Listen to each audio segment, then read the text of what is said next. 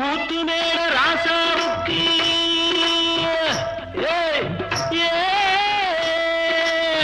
கூத்து மேல ராசாவுக்கு 102 பொண்டாட்டியா 102 பொண்டாட்டியும் வாக்கு முட்டை போட்டதுவா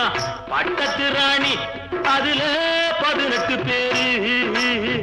18 பேருக்கும் வயசு 26 மொத்தம்